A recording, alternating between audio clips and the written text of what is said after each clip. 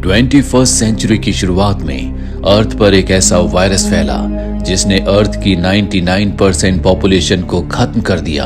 पर इससे पहले कि ह्यूमैनिटी पूरी तरह से खत्म हो जाती, ट्रेवर नाम के एक आदमी ने एक एंटीडोट बनाई जिससे उसने लगभग 50 लाख लोगों को बचा लिया। लेकिन इस एंटीडोट के कुछ साइड इफेक्ट्स भी थे। अब लड़कियां प्रेग्नेंट नहीं होती, यानी कि जिस तरह से पहले नेचुरली बच्चे पैदा हुआ करते थे अब उस तरह से नहीं होते।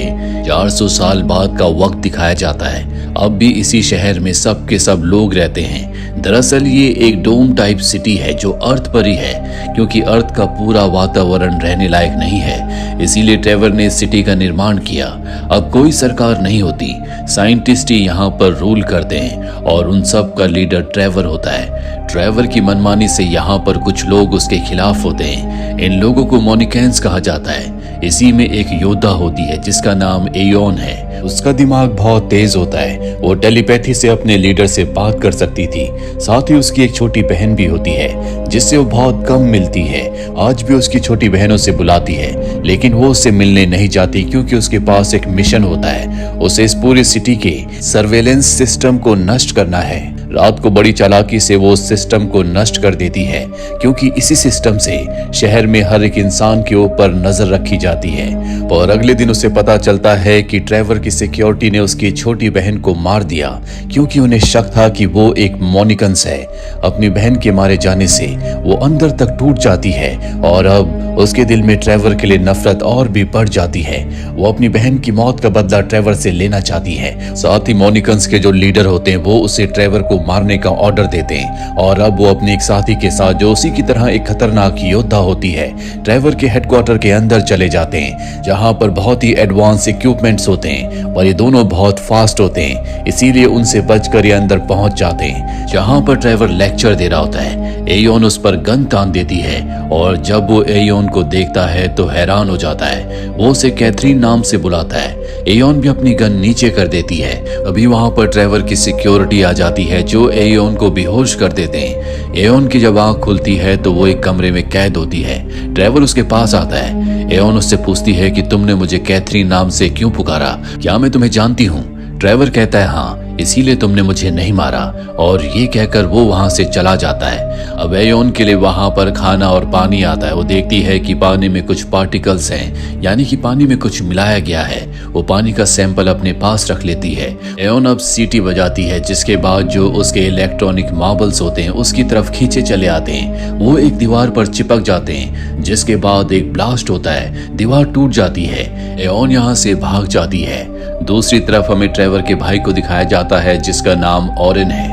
उसकी बातों से साफ साफ पता चलता है कि मोनिकन्स को कंट्रोल करने वाला, ऑर्डर देने वाला वही है, यानी कि वो अपने भाई ट्रेवर के खिलाफ है। वो उसे रास्ते से हटाकर खुद यहाँ का लीडर बनना चाहता है। वहीं एयोन जब यहाँ से भाग रही होती है तो उसे अपनी बहन का बॉयफ्रेंड यहाँ पर मिलता है, जिसे देखकर वो हैरान हो जाती है। उसकी बहन का बॉयफ्रेंड उसे बताता है कि ट्रेवर एक अच्छा इंसान है, वो सिटी के लोगों को बचाना चाहता है, जबकि जो मोनिकन्स है वो यहाँ के माहौल को खराब कर रहे हैं। और एयोन उसकी बातों पर विश्वास नहीं करती। वो अपने साथ जो वहां से सैंपल लाई थी उस पानी को वो अपनी बहन के बॉयफ्रेंड को दिखाती और पूछती है कि इसके अंदर जो छोटे छोटे पार्टिकल्स हैं उसका क्या मतलब है। वो बताता है कि ये एक मैसेज है, जब तुम इस पानी को पियोगी तो तुम्हें वो मैसेज मिल जाएगा।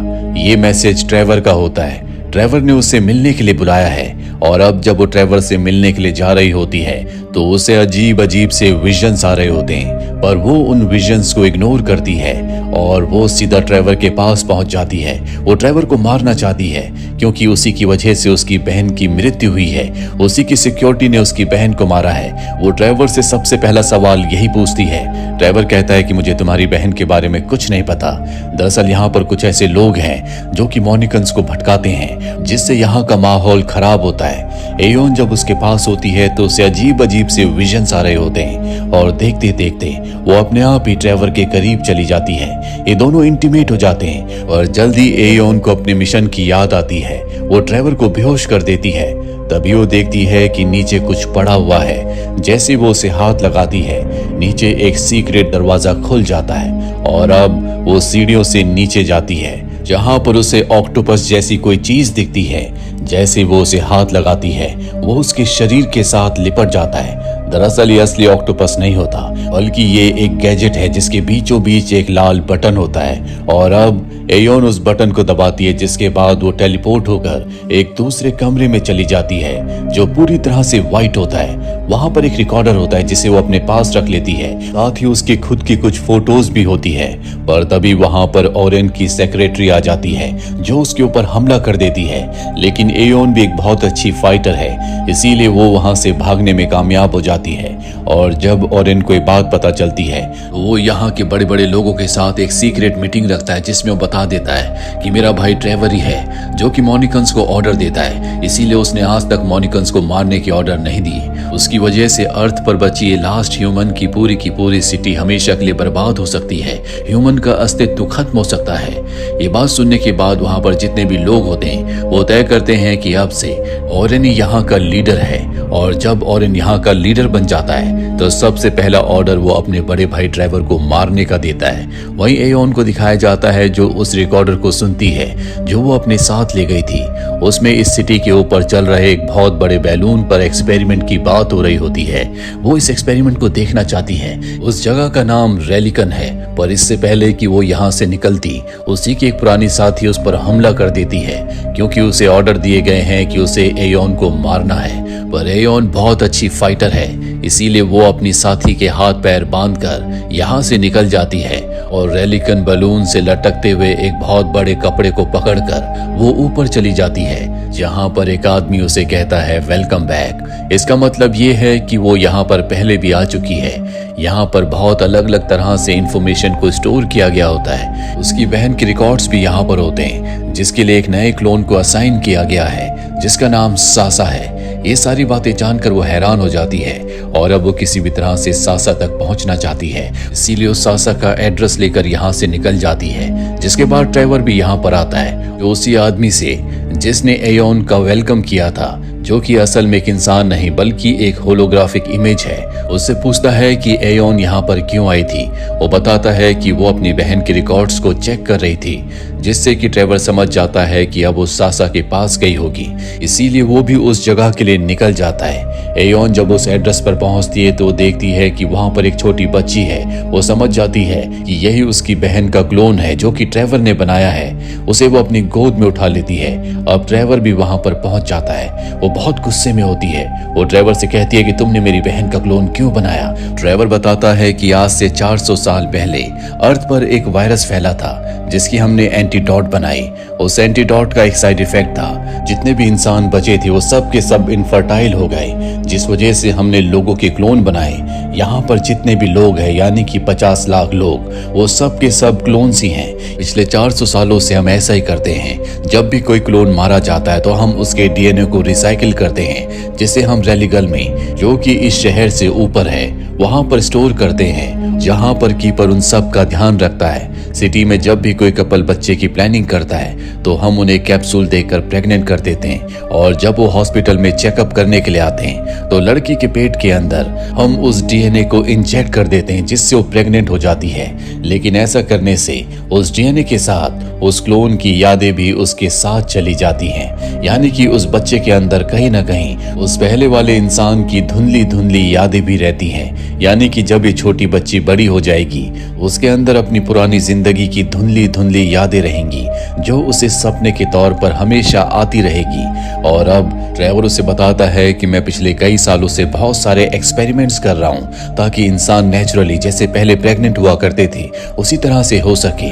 ऐसे एक्सपेरिमेंट मैंने तुम्हारी छोटी बहन के ऊपर भी किए थे और वो नेचुरल तरीके से प्रेग्नेंट हो गई थी। और जब ये बात मेरे छोटे भाई ओरियन को पता चली तो उसने तुम्हारी छोटी बहन को मरवा दिया, क्योंकि वो नहीं चाहता था कि इंसान नेचुरल तरीके से प्रेग्नेंट हो। ऐसा करने से उनके पास जो पावर है वो हमेशा के लिए उनसे छिन जाएगी, जो कि ओरियन नहीं चाहता। दरअसल ऐसे एक्सपेरिमेंट्स बहुत सारी लड़कियों के ऊपर किए गए थे और वो सब की सब प्रेग्नेंट हो गई थी, लेकिन ओरियन ने उन सबको मरवा दिया। अब यहाँ पर ओरियन भी आ जाता है, जो अपनी सारी बातों को एक्सेप्ट कर लेता है। वो कहता है कि शहर में जितनी भी लड़कियां गायब हुई थी उन सब के पीछे मेरा ही हाथ था, मैंने उन सबको मरवा दिया। अब यहाँ पर ओरियन के लोग इन दोनों के ऊपर गोलियां चलाते हैं। ट्रेवर को गोलियां लग जाती है जिससे वो जख्मी हो जाता है, पर किसी तरह से एयोन उसे अपने साथ यहाँ से निकाल कर ले जाती है। वो उसकी की गोलियां निकाल देती है, जिसके बाद वो पूछती है कि कैथरीन कौन है, तुमने मुझे कैथरीन नाम से क्यों पुकारा था। वो बताता है कि कैथरीन मेरी वाइफ का नाम था और तुम उसकी पहली क्लोन हो। 400 सालों में पहली बार मैंने उसका क्लोन बनाया जो कि तुम हो। और अब ये दोनों के दोनों उस लैब की तरफ निकल पड़ते हैं जहां पर वो फॉर्मूला है जिससे लड़कियां नेचुरल तरीके से प्रेग्नेंट हो सकती हैं, उनकी इनफर्टिलिटी पूरी तरह से खत्म हो सकती है। दरअसल ट्रेवर खुद भी एक क्लोन होता है, इसीलिए पिछले 400 सालों से वो जिंदा है। और अब ये तय करते हैं कि उस जगह को ये पूरी तरह से ब्लास्ट कर देंगे जहां पर 50 लाख लोगों के यानी कि 5 मिलियन लोगों के डीएनए संभाल कर रखे गए हैं। अगर सबके डीएनए नष्ट हो गए तो उसके भाई ओरेन को मजबूरी में इनफर्टिलिटी वाली दवा को हर एक इंसान को देना होगा, तभी इंसान बच पाएंगे।